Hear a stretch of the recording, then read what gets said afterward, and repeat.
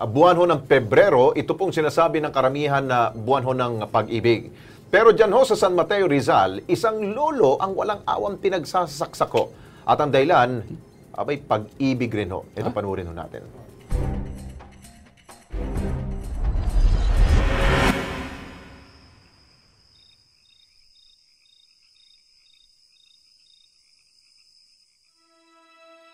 Batay sa kasabihan, o pag-ibig na makapangyarihan, pag ikaw ay nasok sa puso, ninuman, hahamakin ang lahat, masunod ka lamang. Pero sa bayan ng San Mateo sa lalawigan ng Rizal, isang komplikadong relasyon ang nagtapos sa madugong tagpo.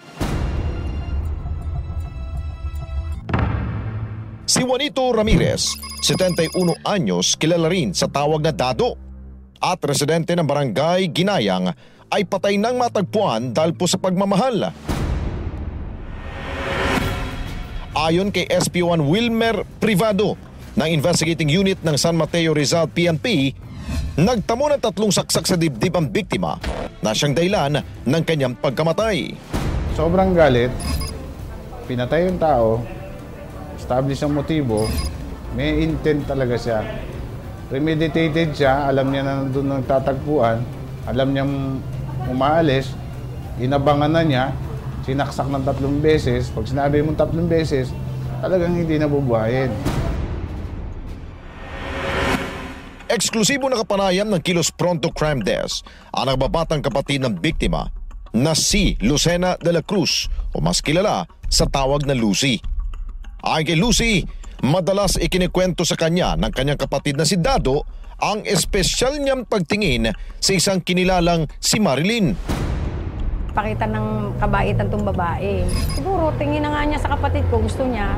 Di ba mga babae pag may talagang gustong gawin, gagawa siya ng paraan. Bigay ni pera, bigay ni gamot, tapos alaga niya si nanay kasi nga may sakit. Kasi napupuntahan ko naman ang nanay ko, hindi naman yun sa oras talaga kasi may pamilya rin ako. Ganun doon nag-umpisa, kabaitan. Ang namumuong pag-iibigan ng dalawa mas lalong umuspong simula nang tumira si Marilyn at ang kanyang pamilya sa pinauupahang bahay ng biktima. Pero ang pag-iibigan nila Marilyn at Dado hindi pala nararapat. Dahil si Marilyn may nauna at kasulukuyan palang kinakasama.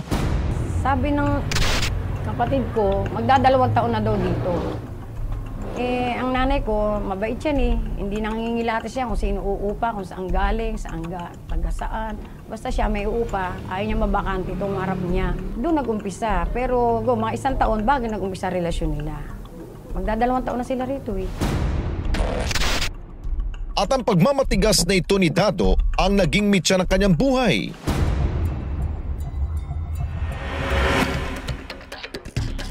Sa masusing pag-iimbestiga ng pulisya, lumalabas na noong araw bago mangyaring krimen, sinet up sina Dado at Marilyn ng suspect na kinilalang si Ramon Martinez, 59 anyos, isang pedicab driver at siyang kinakasama ni Marilyn para magkita. Yung cellphone na yun na nakuha namin doon sa bahay ng suspect, which is inuupahan, ang nagmamayari rin yung magkakapatid na biktima.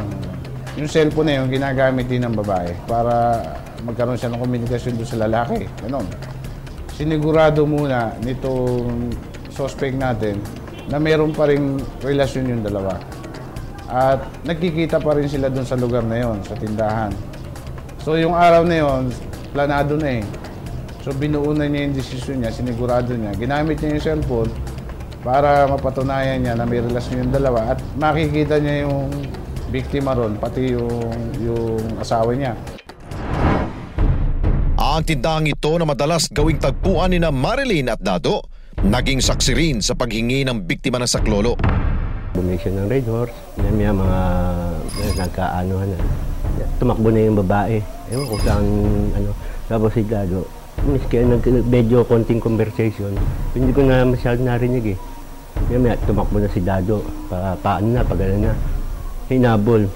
Nung malapit sa pangatlo ng bahay, may hinugot na. Sabi ko, ano kaya yun? Pag sinaksak na siya. Isa, dalawa, di ko basta mga 3, Umano siya. Pag ano, tumakbo na ako. Yan ako, may cellphone siyang ano. Kinuha ko kagad yung cellphone kasi tumutunan pa. Tapos, tulungan mo ako. Pagkano, takbo na kagad ako sa barangay hall. Hanap na kagad ako ng ambulansya. Kaakibat ng pag-ibig ang sakit. At kung minsan, nagiging epekto nito ay matinding galit. At sa kwento nila Dado at Marilyn na umibig sa maling panahon at pagkakataon, puot at pagpaslang ang naging ganti ng taong pinendeho. Isang masaklap na tagpo na hanggang sa ngayon, hindi pa rin matanggap na makaanak ng biktimang si Dado. Bakit sinapit namin yan? Namatay kapatid ko, inatake, isa na aksidente. Pero to, baliwalay kanyang kamatayan, hindi maganda. Kaya humingi kami ng katarungan. Sana nga, mahuli sila, pagbayaran nila kung ano dapat kaso iyan sa kanila. Gusto ko sila mag-asawa. Sa mabilis sa pag-eskapo ng suspect, panawagan ng San Mateo PNP. Nananawagan ako sa mga tao, kung sino man mga kamag-anak, kaibigan niya, mas mabuti pa isuko na lang nila yan. Para magbigyan natin ng hustisya yung pagkamatay ng tao. Like yung sinasabing crime of passion, ang ating layunin lang ho na pagpapalabas ng ganitong klaseng segment ay pagtulong ho ng komunidad. Importante, lalo-lalo din sa krimen na yan. Hinahanap po yung suspect pa. Kailangan tumulong mo tayo dyan.